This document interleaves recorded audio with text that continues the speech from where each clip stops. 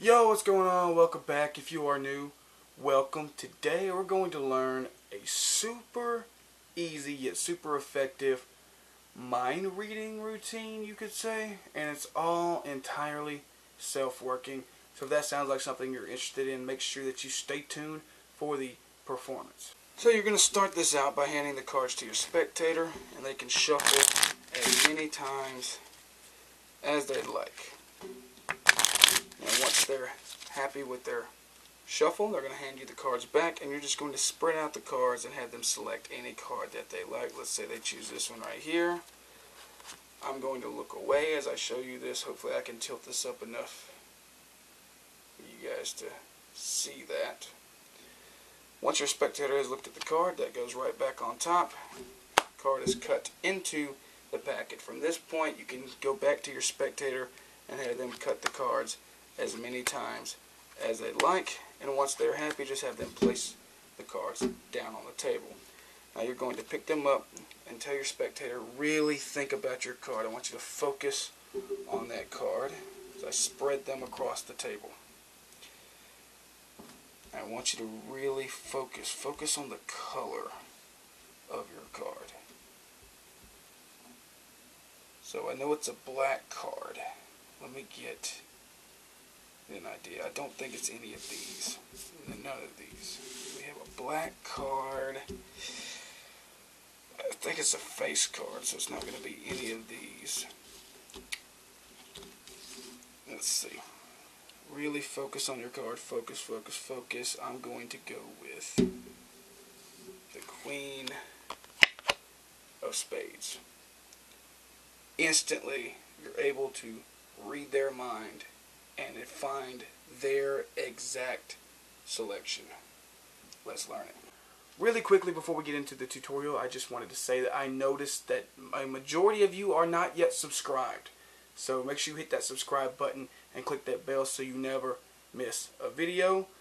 Also, I mentioned last week about possibly doing some giveaways. Let me know in the comments down below if you guys want to be a part of some giveaways. And also, I've been wanting to get back into vlogging. So I thought about how can we build a more personal connection? How can we build a better connection? And I feel like doing vlogs could do that in addition to the Monday magic tutorial. So maybe a vlog on Saturday, and then of course still keeping the Magic Monday tutorials. Let me know what you think down in the comments. Also, is there anything more advanced you'd like to see? Let me know that down in the comments section below. Alright, without any further ado, let's get right into the tutorial. So for this routine, all you need is cards. Not even a full deck of cards. It could be a borrowed deck. It's completely impromptu. This routine relies on the key card principle. Now, what is the key card principle? Well, you're going to have one card at a certain location in the deck that is going to be like a marker for you, if you will. In this case, it's the bottom card, which is the Five of Hearts, just as it was in the performance. So, how do we get to this point? Well, just go to your spectator, have them shuffle the cards. And this is a 100% legitimate, fair shuffle. They can do whatever. They can do an overhand shuffle if they'd like. They can do whatever they want to do.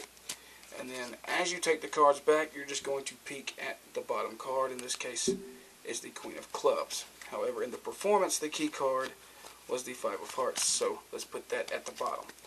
So after they're done shuffling, you're going to take the cards and just as you're talking to them, just peek at the bottom card. This time, the Five of Hearts. You're going to spread the cards out. They take any card, completely free choice. They take a look at it. As they're looking at it, you know, if you haven't gotten your peek yet, you can do it as they're looking at their card. Just peek that bottom card. However you want to get your peek, get your peek. Have them place the card back on top of the deck and cut the cards. So what that does is that now places your key card directly on top of their selection. Let's do that one more time. We'll do it face up this time. So they place their selection on top. Card is cut into the pack. Now when you go through the pack, you have their selection, and right on top is the key card. That's very, very, very important. So from this position, the spectator can now cut the cards as many times as they'd like. It does not affect that specific stack. The reason being that when you cut the cards, it's not shuffling it. The cards maintain the same cyclical order. So if you think about the deck of cards like a circle, they're all going in a circle.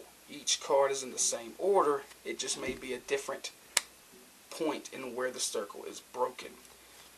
So they can cut the cards as many times as they like, and when they're happy, you can just spread through the cards, and all you're looking for is your key card.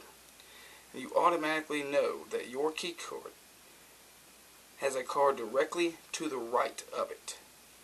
So when you're looking at this, this would be, you would think, underneath it, but it's really on top of it. That gets confusing. So how you're going to do it is just think immediately to the right of your key card. That is the spectator selection.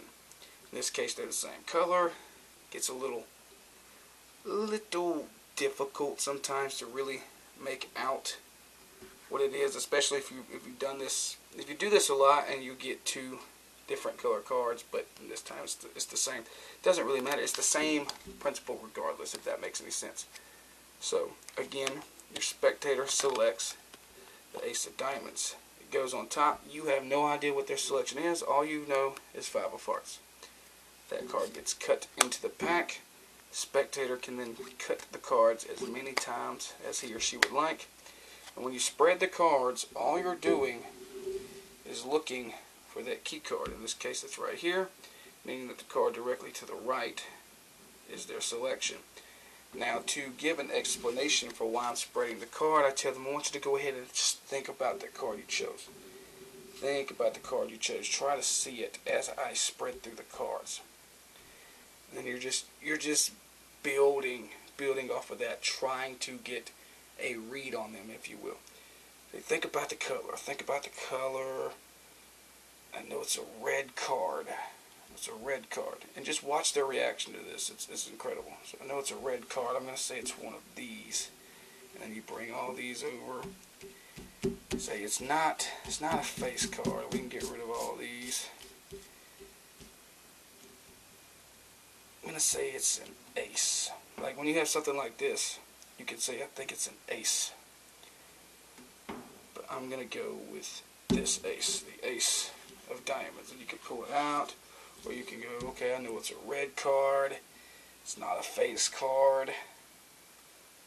But yet, it's not a number card either, which means it has to be the ace of diamonds. Just do whatever reveal you would like to do. And in the spectator's mind, what it looks like to them is that they chose a card, mixed it into the pack, and then you read their mind to find their card. This absolutely floors people. It seems so simple on paper, but when you actually get out and perform this for people, it will absolutely baffle them. Reading minds is that easy. To be able to, and you can use this for anything. It doesn't have to be a mind reading routine. It can just be, you find a card, pick a card, find a card type deal. But doing it in like a mind reading style adds so much more to this effect than it already has, and it just makes it from where it kind of impresses people to absolutely floors people. So play around with this, practice this. Literally takes all of 5 minutes. Get it down, go, fool your friends, and you have an absolute miracle on your hands. An absolute miracle on your hands. So give it a try.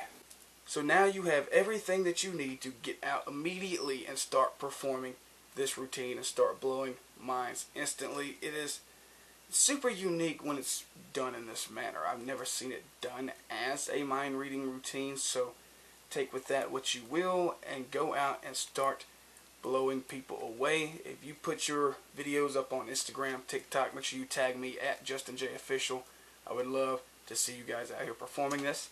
Thank you so much for watching, and I will see you right back here next week.